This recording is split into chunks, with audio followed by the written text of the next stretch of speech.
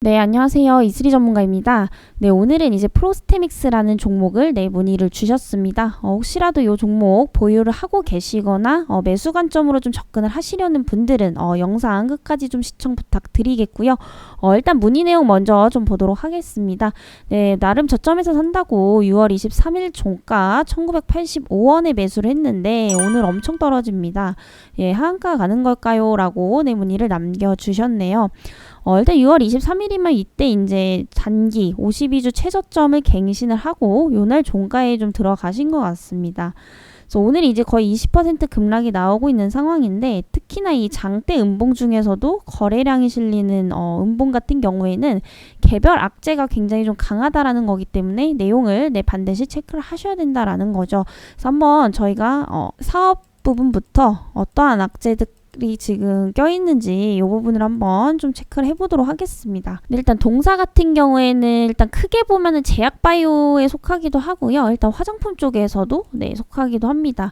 그리고 이제 제약바이오 쪽이라고 하면은 이제 의료기기 장비를 이제 공급하는 기업이다라고 좀 보시면 되겠고요.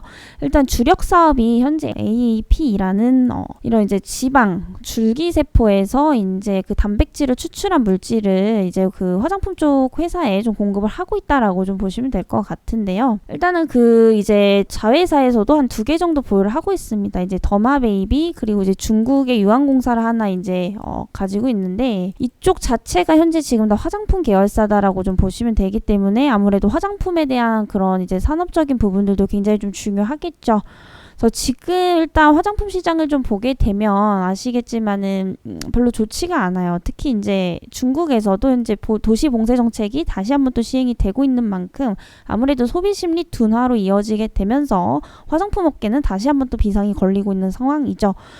게다가 또 문제가 뭐냐면은 우리나라의 어떤 화장품 브랜드들이 옛날만큼 중국에서의 경쟁력이 많이 떨어졌다라는 겁니다. 특히 이제 중국 같은 경우에 옛날 같은 경우에는 기술력이 굉장히 좀 안 좋았었어요. 이제 한국이나 일본에 비해서. 근데 최근에는 이제 굉장히 좀 기술력이 많이 따라온 편이고 그에 따라서 이제 국내의 어떤 브랜드들이 중국에서의 입지가 굉장히 좀 좁아지고 있는 그런 상황이다라고 보시면 될 것 같습니다. 일단 가격 경쟁력도 경쟁력인데 기술 자체가 굉장히 중국이 지금 수준이 많이 올라왔기 때문에 일단 국내 브랜드들이 옛날만큼 중국에서의 어떤 입지가 좁아졌다라는 거. 이 부분도 사실 화장품 업계에 좀 악재로 작용을 하고 있는 것 같습니다.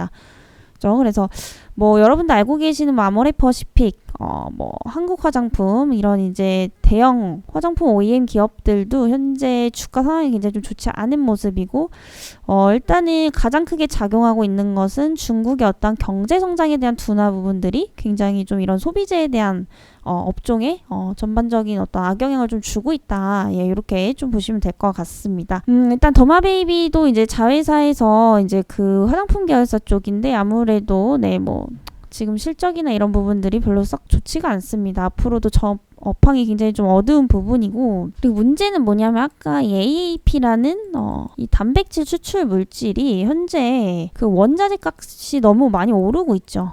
그리고 제조 일정에도 차질이 생기고 있고 현재 공급에 대한 어떤 불균형 때문에 제대로 지금 공급이 원활하게 되지 않고 있다라는 것도 굉장한 좀 악영향이다. 예, 이렇게 좀 볼 수가 있겠습니다. 최근에 이제 악재가 좀 많아요. 그래서 그 공급 계약에 대한 해지 부분도 이제 좀 가시화가 되고 있는데 공급 해지를 최근에 이제 했죠. 근데 이게 지금 12억 원의 규모입니다. 이게 이제 최근 매출액이 25% 약 한 4분의 1 정도 차지하기 때문에 사실 이 부분에 대한 어떠한 영향도 좀 무시를 할 수가 없겠죠. 4분의 1. 네, 매출액의 4분의 1이 지금 거의 날아간 거다. 이렇게 좀 보시면 되겠습니다. 그래서 전반적으로 지금 좋은 거보다는 안 좋은 게 거의 95% 이상이에요. 그래서 최근에 이제 단기 차입금도 받은 상태고요. 일단 재무 상태가 너무나 안 좋습니다. 단 한 번도 지금 영업이익이 흑자인 적이 없는데 그만큼 이제 들어가는 돈에 비해서 투자비 대비해서 순수익으로 벌어들이는 게 굉장히 좀 적다라는 거죠.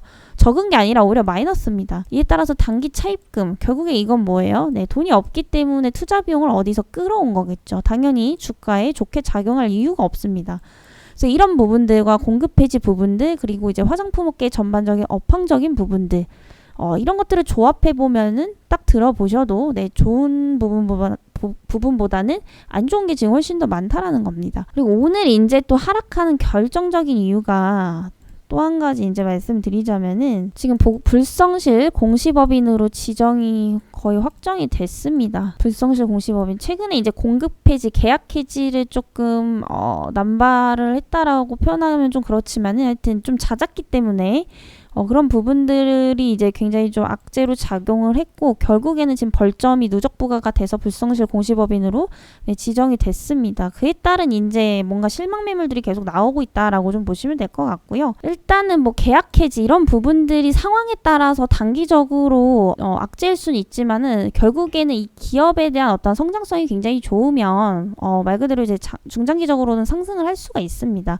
그렇지만 이 종목 같은 경우에는 어떤 그런 기업의 성장성을 보더라도 굉장히 지금 떨어지죠. 사업을 영위하고 있는 것 자체들이. 그래서 이런 부분들 때문에 오늘 단기 악재가 이제 풀린다고 하더라도 성장성에 대한 어떤 부족들 때문에 쉽게 주가 회복은 좀 어렵지 않을까라는 그런 판단입니다. 그리고 단기 차입금이 지금 자기 자본 대비 거의 30%예요. 30%가 증가를 했기 때문에 지금 뭐 좀 쉽게 말씀드리자면은 내가 갖고 있는 돈의 3분의 1 수준을 지금 대출로 추가로 받은 거죠. 근데 문제는 뭐냐면 이게 원활하게 흘러가려면 이 회사가 돈을 잘 벌어야지 빨리빨리 차입금을 상환을 하는데 보시면은 당기순이익, 영업이익 뭐 말할 것도 없습니다. 심지어 작년 같은 경우에 영업이익이 적자폭 축소면 우리가 그나마 좀 기대를 해볼 수가 있겠는데 오히려 지금 계속해서 좀 늘어나고 있다라는 거죠. 그래서 지금 빚만 늘어가고 있고 돈은 못 벌고 있습니다. 빚은 늘어가는데 매출은 안 나오고 있는 상황에서 업황에 대한 성장성도 떨어진다라는 거예요. 굳이 이 종목을 저라면은 투자를 하지 않겠습니다. 그래서 오늘 불성실 공시법인이라는 어떤 정확한 악재가 나왔음에도 불구하고 굳이 홀딩을 할 필요가 없다라는 거죠. 물론 판단은 다 본인들께서 하시는 거지만은 저는 그렇습니다. 사실 이 종목 말고도 지금 굉장히 좀 좋은 종목들이 많이 있기 때문에 이런 거죠. 중간에 이제 테마가 낄 확률이 한 10%에서 20% 정도 있겠죠. 아무래도 제약 바이오다 보니까. 근데 단기 반등이 나올 확률 10%, 20% 그리고 추가적인 하락 가능성이 8, 90%인데 굳이 20%, 20%를 위해서 계속해서 리스크를 걸 필요가 없다라는 겁니다. 일단은 추가 하락 가능성이 더 높으면은 대응을 하시는 전략이 훨씬 더 현명하다라는 거죠. 그래서 보시면은 지금 중간에 또 한번 반등이 나왔을 때 충분히 수익 볼 수 있는 구간들이 여러 번 있었습니다. 이게 저희 프로그램으로 돌리면은 누적 수익률 꽤나 좀 볼 수 있었을 거예요. 이따가 한번 좀 진행을 해보도록 하겠고요. 일단 지금 이때 이제 또 매도를 못 하시다 보니까 다시 한번 매수가 부근에서 살짝 하락하고 있는 상황까지 지금 나오고 있는 상황인데 일단은 저는 한번 좀 대응을 하시고 추후에 이런 악재들이 완전히 해소됐을 때 들어가도 좀 늦지 않을 것 같습니다.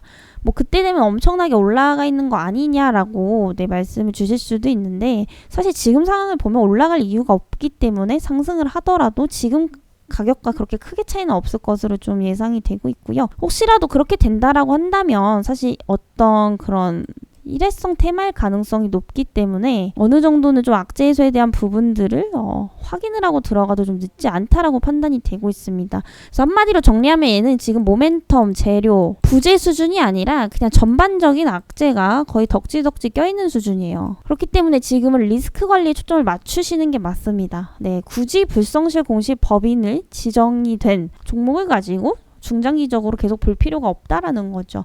일단은 불성실 공시법인으로 지정이 됐다라는 거는 결국에 회사가 좋으면은 지정이 될 리가 없습니다. 뭔가 내부적으로 문제가 계속해서 쌓이고 있고 벌점이 누적이 됐기 때문에 결국 지정이 되는 거거든요. 그래서 저는 좀 바로 대응을 하시면 좋을 것 같습니다. 추가 하락 가능성도 충분히 있기 때문에 여기서 더 지켜보기보다는 약손실 혹은 본정가 부근에서 조금 탈출하는 전략 그리고 종목 교체를 하는 전략이 좀 좋을 것 같다라고 좀 정리를 드려보도록 하겠습니다. 네, 그렇다면 오늘도 저희 프로그램을 통해서 얼마만큼의 또 수익률을 쌓을 수 있었는지 보도록 하겠고요. 프로스테믹스 바로 좀 진행을 해보도록 하겠습니다. 항상 제가 드리는 말씀은 똑같아요. 분할 매수, 네, 분할 매도. 그거를 놓치게 되면은 반드시 내 수익이었던 것도 내 손실로 돌아올 수밖에 없는 게 주식이다 말씀을 드렸었죠.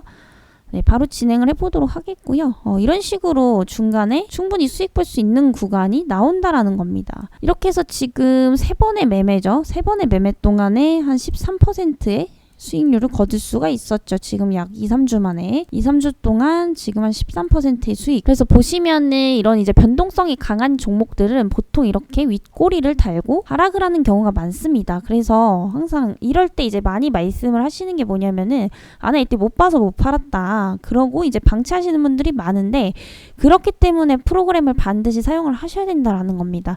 이렇게 설정을 해 놓으면은 알아서 네, 매수 매도를 하기 때문에 전혀 신경이 쓸 게 없다라는 거죠. 물론 이제 진입을 하기 전에 이런 전략 정도는 세워놔야겠지만요. 그래서 항상 모든 종목은 하락하지만 않고 상승하지만은 않기 때문에 분할로 매수하고 분할로 매도를 할 수밖에 없는 겁니다. 이런 식으로 안 하게 되면은 결국에는 나중에 이제 방치를 하게 되면은 순식간에 마이너스 4, 50% 되는 거 정말 많이 보셨을 거예요. 그리고 본전 오기가 굉장히 힘듭니다. 4, 50% 빠지면 본전 바닥에서 80%에서 100% 올라야 본전이 되는 거거든요. 이렇게 보시면은 사실 4, 50% 가면은 손절이라든지 분할 매수 구간 이런 것들에 대한 타이밍을 어느 정도 좀 놓치시는 겁니다. 그래서 보통 이제 장기적으로 볼 게 아니라면은 반드시 10%, 20% 내에서 분할 매수를 하시고 분할 매도를 하셔야 된다라는 겁니다. 왜냐면 일단 단기적으로 보고 들어갔기 때문에 뭐 목표 수익률을 50%, 60% 이렇게 잡으실 필요가 없어요. 항상 단기적으로 볼 때는 이렇게 5%, 4%씩 끊어가면서 누적 수익률을 쌓으셔야 된다라는 거죠. 이것도 쌓이게 되면은 2자리가 되고 3자리 숫자가 되는 겁니다.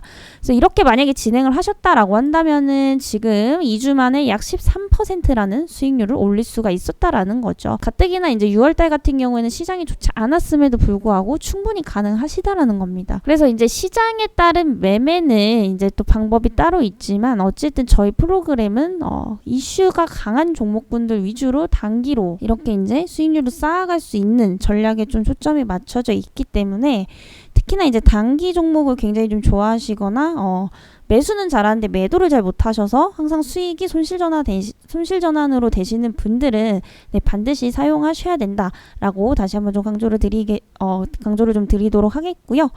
요 프로그램이 궁금하신 분들은 아랫번호로 네, 프로그램 문의라고 남겨주시고요. 또 종목 브리핑이 필요하신 분들은 날짜, 매수가, 비중, 종목명 적어서 네, 문자로 남겨주시면 되겠습니다. 네, 그러면 저는 또 다음 시간에 네, 뵙도록 하겠습니다.